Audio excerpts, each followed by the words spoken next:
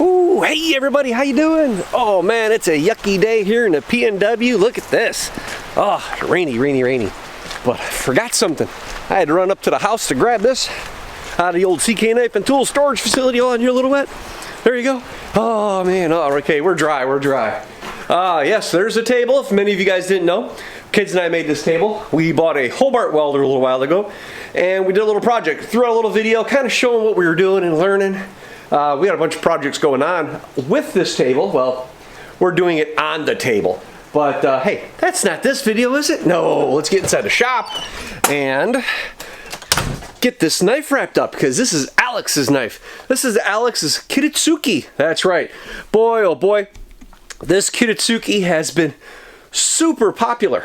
And I gotta say thank you to everybody, because I just, every year I try to put out a new knife design, and the Kiritsuke was this year, 2020's knife design.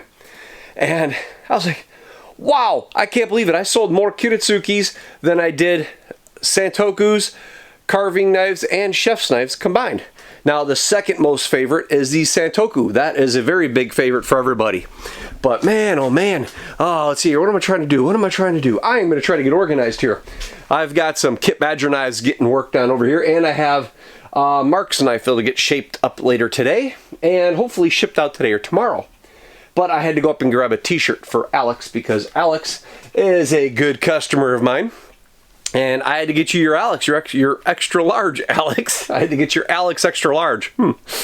But yeah, Alex has an awesome Kiritsuke, and I gotta say, I think I started a trend. So, what you guys are probably wondering what this thing was in the background, if you saw it. Yeah, that's Ella's project. That's her art welding project right here. And so, we can actually take these off. She's got these little magnetic braces on here right now, and she took a couple 4x4s, she cut them down with plywood, and drilled a hole in it, or glued them to epoxy the two 4x4s together to make a base. And she drilled a hole in it, painted it, and then yesterday she had the rebar. This is a piece of rebar, and she mixed epoxy and put the epoxy in there, so now the rebar is embedded into the epoxy.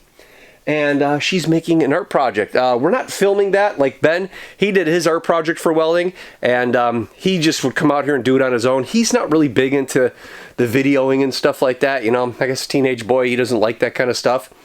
He's not really big in being into videos. So I'm going to try to do a little video when, I'll probably show it one of the videos, but he finished up his, or is just about to. He's painting it right now. It's pretty cool. And Ella's working on hers, but I'm not going to tell you what they're doing.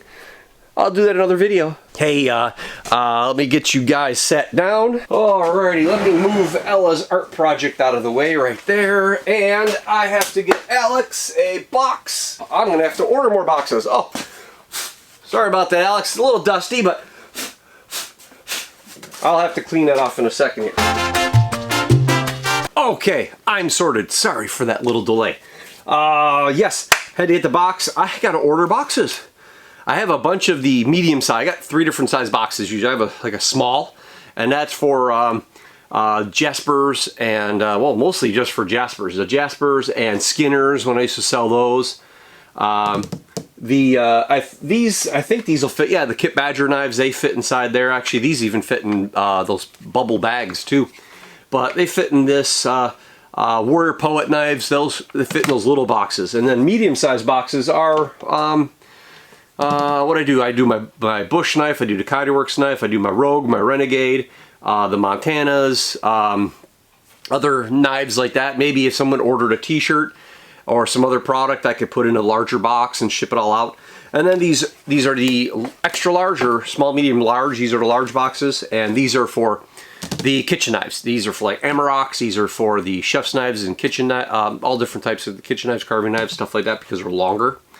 But I get these boxes made at the Box Maker, or it was Fantastipack is the company. They're actually right here in Washington State, and really cool. I've been buying from them for about 5 years now, actually, matter of fact, because I broke 5 years in business just a couple of months back, about 3 months ago, and I actually bought my boxes. There's a friend of mine, actually my knife maker's, my knife mentor's son used to work for that company, and So I went there, he helped me design everything, get it sorted out. Now he went on to other things, but I still go to Fantastipack. It's a pretty cool company. And I don't know if I've given him much shout out in the last couple of years, but really cool company. And many of you guys know the design that I have on here, this design, that's the kids drew that on. I've always talked about that in the past. So, but I kind of like the boxes. They're white. You don't see a lot of white boxes. Usually everything's brown.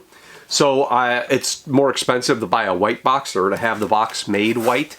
But it stands out more, you know, when it's in a UPS or a post office truck or something like that. These stand out more than just a traditional brown box. And the logos with the CK Knife and Tool logo, that's what the kids designed for me, so I like that. And then I always like that little saying right there, you know, it's that little right there. Hopefully it's not drowned out too bad. I don't know, some of you guys have probably seen that before in videos, but there you go. So anyhow, so getting to Alex's knife here. Uh-oh, you're flashing. Stop, no. Oh, wow. I saved your lives. You don't know it, did you? I just saved your lives. Your battery was almost dead. I saw the flashing started. Yep, so Alex's knife. Okay, finally, right, Chad? Alex's knife. He picked out a Kiritsuke.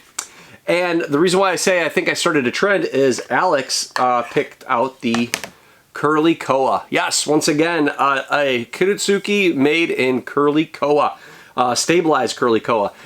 Super, super pretty knife. Boy, oh boy. Again, these come in just under 12 inches in total length. You're looking at, I think this one was 11 3/4. Let me give you the actual number. Sadly, I've never really measured any of the knives. When I do it, I usually just draw a knife out. I just draw the design out and the shape and what I like, and then I go from paper to cardboard. And I've mentioned it in a while back, maybe with my Knife Making 101 video series, where when you want to design a knife, or if you say, for instance, you want someone to make you a custom knife, I always start on paper because paper gives you at least a general idea of what gives you your inspiration. But so often, just because you put something on paper and it looks cool, it doesn't really feel good, nor does it actually end up handling well. So then I go from paper to cardboard. I try to get a couple pieces of cardboard, glue them together. So at least this way I have one piece of cardboard up the middle to act as the blade and the spine. And then I'll put a piece on either side to give me more of a somewhat three-dimensional kind of look and feel, like to hold onto it, see what I like. And then after that, I usually will transfer it to maybe wood even, and then I'll go from there. And then if I think I will like it, I will then make it into steel and go from there. But this one, these usually come out to about 11 3/4 or so inches long. Yes, it's, yeah, it is 11 3/4, and it comes from 2-inch stock, bar stock, 1/8 inch thick, and this is made out of CPM S35VN, like all the previous Kiritsukes have been, and Santokus. I'm actually going to be making some changes on the website for 2021 and making some announcements, so I'll save that for another day, another video, but just to give you the idea of what these are like. This one has a taper tang. I do all this by hand. If you want to see how I make knives in the shop, I do have some Knife Making 101 videos. You can go through there. It shows you basically how I make a knife, a little bit of an instruction, what I do, why I do it. And there are some videos out there that have me making knives, like a Coyote Works knife. I've done some video with that. I do have the video for, who was it? Oh, dang it, I forgot who it was. It was, I did a Kiritsuke, and I did basically, it wasn't a how-to, it was just showing you guys a little bit of what I'm making, how I'm making it. It kind of gives you an insight of what you're getting. A lot of guys don't show a lot of the stuff on how they make their knives. I like that. I like to kind of give people an insight every now and then of what it is I'm doing here. So that's really cool. So yes, so hand sanded satin finish and just a simple CK logo, of course, the maker's mark. All knife makers put a maker's mark on their knife, and I am no exception to that. But the stabilized Curly Koa, Koa is actually from Hawaii. You cannot just go and harvest the trees and cut them down. It's a somewhat protected species. When you get Koa, it's usually from trees that have fallen in storms or died from age or some type of disease. And so it's harder to get, so Koa can be kind of expensive. When you stabilize it, that means the wood itself is kiln dried, and it is put into a vacuum system, and all the air is sucked out of the wood, and a polymer or an acrylic type resin is injected into the wood. Then it's baked and cured, and it becomes hard, and therefore it becomes impervious to any type of moisture. Meaning, like wood, if it's raw, it will expand and contract, it can crack, it could twist, it could pull away from the tang of the knife, or at least tear apart from the tang. Once it's stabilized, that doesn't happen anymore. It's basically like a plastic in a way, but it is the wood. It is actually the wood itself. It's just now so hard, you don't have to worry about those things. Makes it very durable, and it's a very good system for kitchen knives. And when it comes to kitchen knives, even if it's my knife or somebody else's, you really shouldn't be putting kitchen knives into a sink and letting them sit. Some of your Walmart purchases, your KitchenAids and all those other cheaper brand ones, the Chinesium and stuff like that, and Taiwanesium knives, yeah, you could probably do that, but just for safety's sake, I always tell people, don't do that. With custom knives, though, don't do that, especially with ones that actually have raw wood. There are a lot of knives out there that are handmade, but it's raw wood, it's not stabilized. So when you have those knives, you have to make sure you use it, and then before you do anything else, when you're done using it, you go wipe it clean, wash it all off, dry it, and set it on the counter someplace to let it air dry the rest of the way. But you definitely don't want to be soaking your knives, and no matter whose knife it is, don't put it in a washing machine or the dishwasher. Well, don't put it in the washing machine either, of course. But yes, hand wash these. As soon as you're done, hand wash it, set it to the side, you're all good to go. Every time I go to use a knife, right before I take it out of the drawer, I have a diamond hone. And what I do is I just strop it ever so slightly a few times. I don't do this old kind of thing. I run it across nice and lightly. I bring the blade towards me. I push the blade away from me. I keep that angle. I do that every time I go to use the knife. Not after I use it, but when I go to use it. And I rarely have to sharpen my knives. My daughter will take all the knives, bring them down to the shop, and either she'll sharpen them, the cheaper knives that we get on the Chef's Choice, those electric ones, she'll sharpen them all. They work great for the cheaper knives, and that edge will last pretty much all year. We might do it in the spring and then in the winter time or something perhaps, more in the case of steak knives. But with my carving knives, my chef's knives, my Santokus, my Kiritsukes and stuff, I always hone it 3-4 times in each direction, and therefore it's in good shape to use it the next time. Stainless steel is a really good edge retainer, but once it goes dull, it takes a lot to get that edge back. You'll have to mechanically do it, meaning some type of good sharpening system to sharpen it that way. You're just not going to be able to just to strop it and sharpen it, so keep that in mind. But again, 2 inches, comes out of 12-inch stock, 2 inches wide, 1/8 inch thick, CPM S35VN, and that's all you need to know for that one. So the Curly Koa 1/8 inch silver pins, really nice and simple. It's the shape, it's the finish, and it's the scales that brings your eye to this knife. Thank you, Alex. Thank you very much.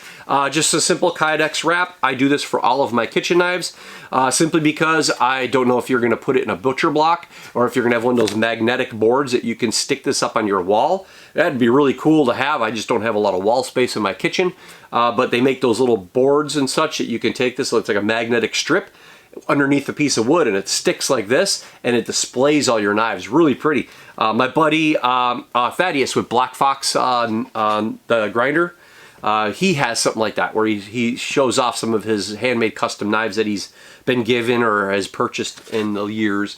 So it's a really super cool way to do it. I don't have that, so I just have to lay them all in my drawer.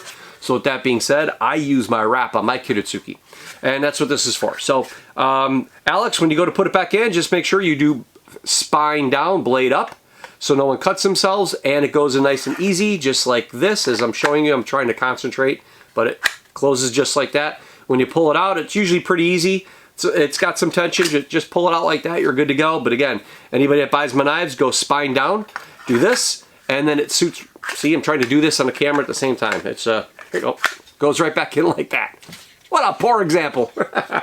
Well, Alex, thank you very much. Welcome to the family once again, sir. This is your second knife with CK Knife and Tool, and I do appreciate the business. Thank you to everybody that's been supporting me here in 2020. This is not the last video of the year. I have been putting a video out every Monday this whole year in 2020. I have a few more coming after this one because this is only November right now.